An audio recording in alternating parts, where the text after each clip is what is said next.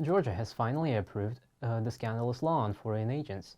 The parliament speaker signed the document after the president refused to approve it. What consequences will this have? And how much more freedom will Kremlin's hats have now? Hello, my name is Seidbek Davlatov. Ukraine Today will promptly inform you about the latest events of the day. To avoid missing important news, subscribe to our channel. We appreciate your support. Today, on June 3rd, the chairman of the Georgian parliament, Zurabishvili, signed the law on transparency of foreign influence, popularly nicknamed Russian. He says the law's primary purpose is to prove the resilience of Georgia's political, economic, and social systems to external interference.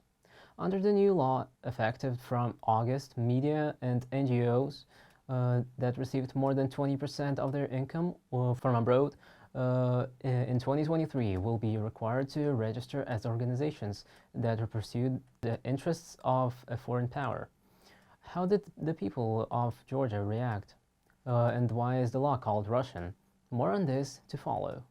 The day before, President Zurabishvili vetoed the law and urged Georgians to stand firm. To quote Zurabishvili, "The energy that you have should be directed to collecting signatures and bringing them to me to sign a call for a referendum.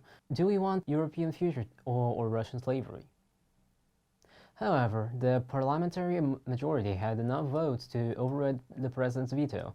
According to the Constitution of Georgia, if the head of state refuses to write a law, the chairman of the parliament can do so within 5 days.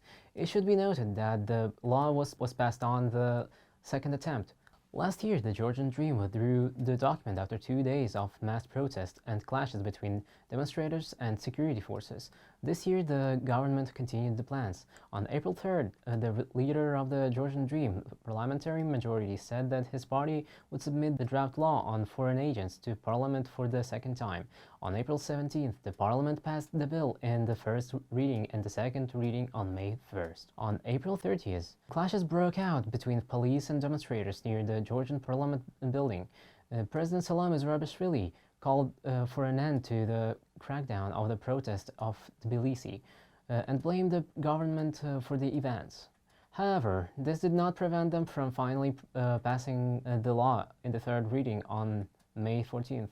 About 200,000 protesters came to the parliament building with anti-Russian slogans. This protest is considered the largest rally in the history of modern Georgia. The bill's opponents see it as a threat to Georgia's freedom of speech, civil society, and the country's future membership in the European Union. Georgia's Western partners have said that the law removes the country's European perspective and jeopardizes its EU candidate status.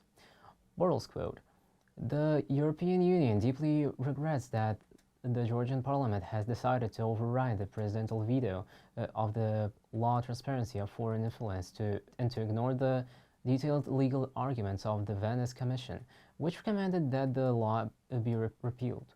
The EU has repeatedly emphasized that the law adopted by the Georgian parliament contradicts the key EU principles and values. The U.S. reaction to the Russian law in Georgia is also not favorable. Joe Biden's administration warned that relations between the two countries could be revised. To quote Miller, "By passing this law, the ruling party has pushed Georgia further away from its path to European integration, ignoring the Euro-Atlantic aspirations of Georgian citizens who took to the streets for weeks to protest this legislation." The Georgian Dream has ignored the assessments of the Venice Commission and the warnings of Georgia's partners that the law would stigmatize civil society and media and restrict fundamental freedoms. How will events in Georgia develop further? Will the Russian world be ousted from the country's government? Write your opinion in the comments below this video. Take care of yourself and love Ukraine. See you soon.